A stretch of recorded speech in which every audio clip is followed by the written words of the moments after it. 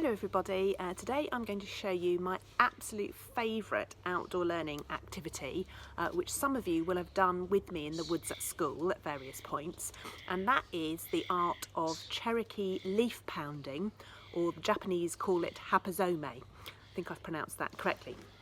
And this is what it looks like when you've done it. Now I've used two different techniques here and I'm going to explain those to you in a second. Basically, what you need for this activity is a piece of fabric just cut to a small size. I've used an old sheet, you could use an old pillowcase, you could try a tea towel, anything that's quite thin cotton is best. So a piece of old fabric, you'll need to ask an adult if you can have one of those. Some leaves, which you could collect from your garden or when you're out and about. And the reason it's called Cherokee leaf pounding is because the way you make a print of the leaves is to hit it with something. So the obvious thing to use to hit it with is a small hammer. Now, you don't need a big one, this is just called a pin hammer because it's got quite a small head. But when we've done this at school, we've also used smooth stones. If you've got a stone that's big enough to hold without crushing your fingers, if you were to hit something with it, you can use a stone as well. So you don't need any specialist equipment, but if you've got a hammer, that's great. If not, use a stone. And then you need a surface that you can hammer onto. So don't use your garden table or anything like that in case you leave a mark. The best thing is a paving slab or an old piece of wood or an old chopping board, something like that that won't mark, or it doesn't matter if it marks when you pound it. So when we've done this at school, we've used the logs for our log circle, which are perfect. So anything like that, a flat surface that you can hammer onto safely is great.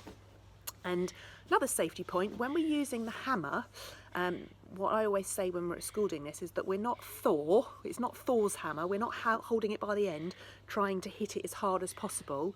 When we do our pounding for our Cherokee leaf pounding, we actually hold the hammer near the head, not at the end of the handle, near the head with our fingers and thumbs out of the way, and we're gently tapping. Okay, so we're not holding it at the end and using it like a big lever. We hold it near the head of the hammer and we tap gently with our fingers and thumbs out of the way.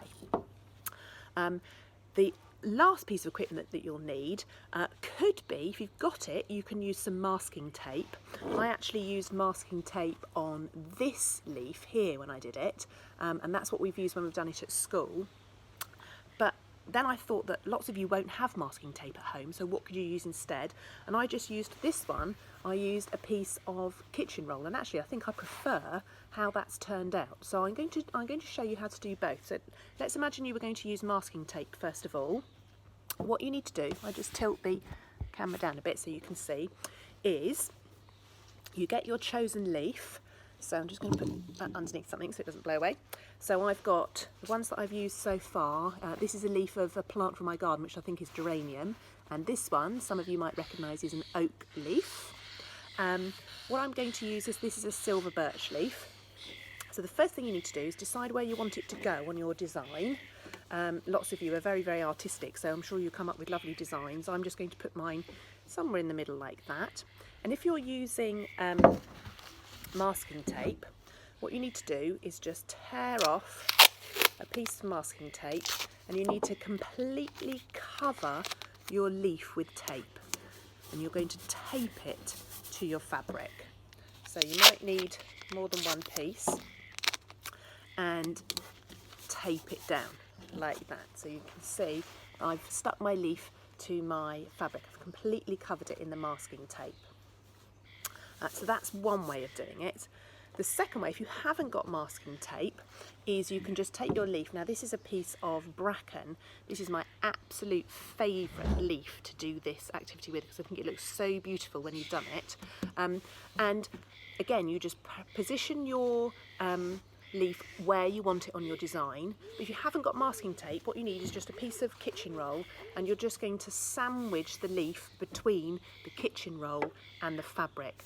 Now if you're using this, because it's not sticky, the leaf could move around, so you need to be really careful to keep hold of it, make sure that it doesn't move around whilst you're getting ready for the next step. Okay, so those are the two different ways. You can use masking tape to stick it down, or you can just use the kitchen roll to hold it in place. Then what you're going to do is you're going to get your surface that you can pound or hammer onto, and you're going to turn your fabric over so that it is leaf side down. Okay, so the fabric is on top and the leaf is underneath, either stuck on with tape or sandwiched between the fabric and the kitchen roll.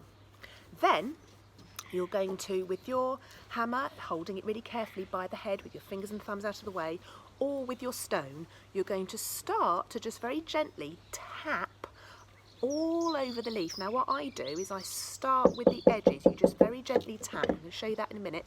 Start with the edges all the way round and then fill in the middle. And what you'll find is that as you're hammering, the green pigment, the chlorophyll that's inside the cells of that leaf, comes out onto the fabric and makes a beautiful, beautiful print. So I'm going to have a go at both of mine now. I'm going to do my silver birch leaf that's stuck down with masking tape and my beautiful piece of bracken that I've just sandwiched with my kitchen roll, so that you can see the difference between those two techniques.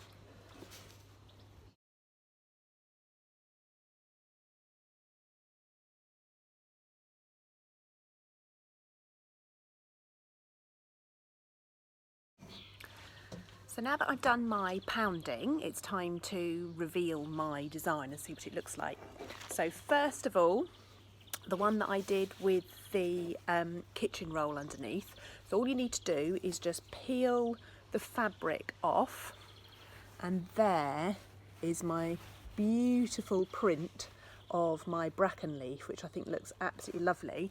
And what's actually happened this time is that the leaf itself is left over on the kitchen roll, so you can just peel that off and get rid of that. And the same, when I did my oak leaf, it turned out that the leaf stuck to the fabric and I just peeled it off, so that was absolutely fine. So that's my piece of bracken.